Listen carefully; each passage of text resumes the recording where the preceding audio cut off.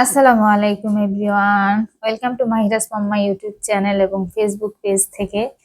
সকালবেলা উঠেই ভাবতেছি কি কাজ করব, আজকে কি রান্না বান্না করব। আর রমজান তো শেষ হয়ে যাচ্ছে, স্পেশাল কি করা যায়। তো দেখলাম যে ধনিয়া পাতাগুলো নষ্ট হয়ে যাবে কিছুদিন রাখলে, আর এখানে তো এখন ধনিয়া পাতার অনেক দাম।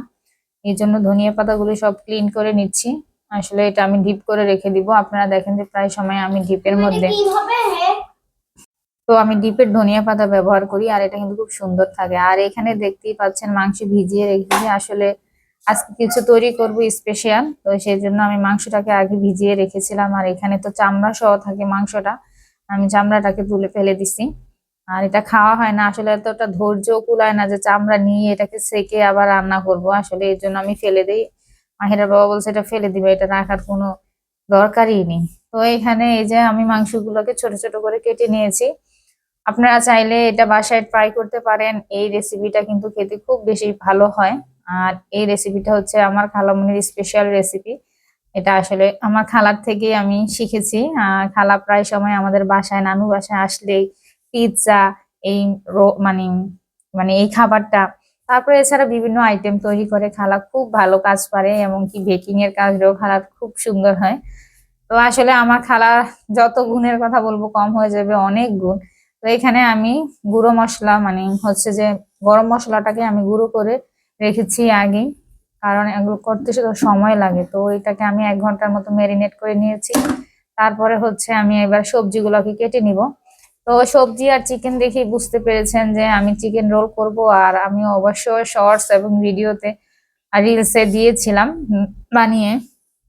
তো বড় ভিডিও আর রেসিপিটা আপনাদের সাথে শেয়ার করা হয়নি।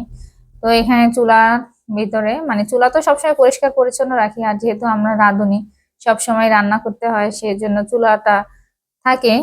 তারপরও আমি রান্না শেষ করে আগে চুলা পরিষ্কার করি। আমি কিন্তু রান্না করার সময় চুলা পরিষ্কার করে রান্না করি না, রান্না শেষ করে চুলা পরিষ্কার পরিচ্ছন্ন করে রাখি। সকালবেলা উঠে যেন আমি দেখি সব পরিষ্কার পরিচ্ছন্ন, তখন আমার কাজ করতে ভালো লাগে। কিন্তু কাজ জমিয়ে রেখে পরের দিন এটা পরিষ্কার করে আমি কাজ করব, আমি সেটা করি না, এটা আমার ভালো লাগে না। তো আমি তেলটাকে একটু বেশি মানে কড়া গরম করে নিয়েছি। তার কারণ হচ্ছে যে মাংসটা থেকে যেন পানিটা তাড়াতাড়ি শুকিয়ে যায়। আর যেহেতু ফার্মের মুরগি, বুঝতেই পারছেন এটা সিদ্ধ হয়ে যায় তাড়াতাড়ি। আরো ম্যারিনেট করেও রেখেছিলাম আমি প্রায় 1.5 ঘন্টার মতো। তো এই তো তো মাংসটাকে আমি আগে ভালোভাবে ম্যারিনেট করা ছিল, এটা গরম তেলে একদম কড়া করে ভেজে তুলে রেখেছিলাম। অবশ্যই সফটনেস থাকে। আমরা বাসায় মোটামুটি এখন সবাই কেএফসি যে বানাই, তারপরে চিকেন ফ্রাই করি, চাপ করি, এখন মোটামুটি সবাই জানি। তো এটা অনেক জুসি থাকে, খুব ভালো হয়। তো এভাবে ভেজে রেখেছি। তারপরে আমি একটু 1 টেবিল চামচ আদা, 1 টেবিল চামচ রসুন দিয়ে, গরম মশলা দিয়ে আমি এই মশলাটাকে কষিয়ে এখন মানে রান্না বসিয়ে দিয়েছি সবজিটা। তো আমার সবজিটা হয়ে আসলে তারপরে হচ্ছে আমি চিকেনটা দিয়ে দিব। এখানে কিন্তু নেড়ে চেড়ে নিয়েছি বেশ কয়েকবার। এই যে দেখেন আমার সবজিটা হয়ে আসছে, এবার আমি চিকেনটা দিয়ে নেড়ে চেড়ে নিব। তো এখন পর্যায়ে হচ্ছে যে এটা একটু আঠালো ভাব নিয়ে আসার জন্য এখানে আমি কর্নফ্লাওয়ার ইউজ করব।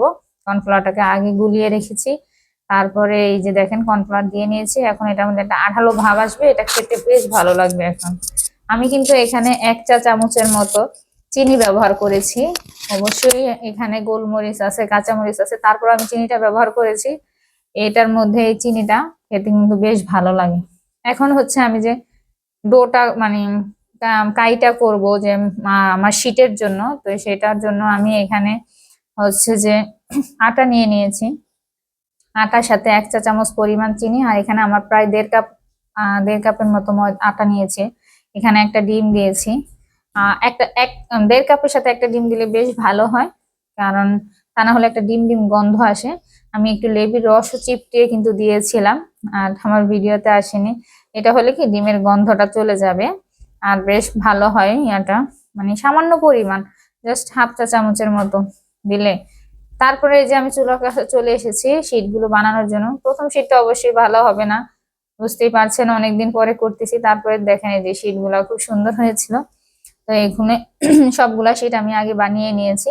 তারপরে হচ্ছে রোলের কাছে গিয়েছি। আপনারা চাইলে চুলার আঁচ কমিয়ে একটা শীট বানিয়ে একটা রোল তৈরি করে পাশে রাখতে পারেন, সেটাও খুব সুন্দর হয়। তো আসলে অনেকদিন পরে বানানোর জন্য আমার শীট রোলের শেপ গুলা খুব বেশি ভালো আসেনি, কিন্তু পরের বার করেছি বেশ ভালো আসছে। তো আমি ভুলে গিয়েছিলাম আমার ফ্রিজে চিজ পড়ে আছে।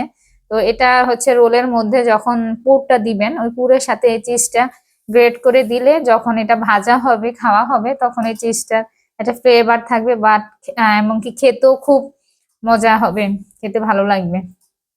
তো এই যে আমার ব্রেড স্ক্রাম গুলো, এখানে আমি যে ডোটা করেছি ওইখানেরই কিছু অংশ রেখে দিয়েছি, সেটা আরেকটু পানি দিয়ে আমি পাতলা করে তারপরে হচ্ছে এটার মধ্যে আমি রোলগুলোকে সব ভিজিয়ে ভিজিয়ে এখানে ব্রেড স্ক্রাম দিয়ে আবরণ দিয়ে নিচ্ছি। তো এটা কিন্তু আপনারা চাইলে 15-20 দিনের মতো ফ্রিজে রেখে দিতে পারেন। এটা ফ্রিজে রেখে দিলে কিন্তু বেশ ভালো থাকে, ডিপ ফ্রিজে অবশ্যই।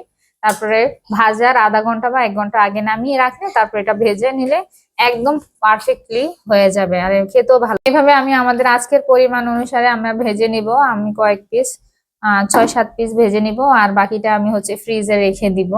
তো আমি এখানে এই যে ভাজার কাজ শুরু করে দিয়েছি, কারণ হচ্ছে মাহিরা ওয়েট করতেছিল কখন ভাজা হবে ওর খাবে। ও কিন্তু দুপুরে খাওয়া দাওয়া করেনি, 2 পিঠ আমি লাল লাল করে ভেজে নিয়েছি, আর ও খাওয়া দাওয়া করেনি এটা খাবে বলে। তো এই তো ছিল আমার আজকের ব্লগ আপনাদের জন্য। সবাই ভালো লাগলে অবশ্যই একটা লাইক করে ভিডিওটা দেখবেন, অবশ্যই পুরো ভিডিওটা দেখার অনুরোধ রইল। আর যে যেখান থেকে দেখছেন কমেন্টস করে জানাবেন। সবাই ভালো থাকবেন। আল্লাহ হাফেজ।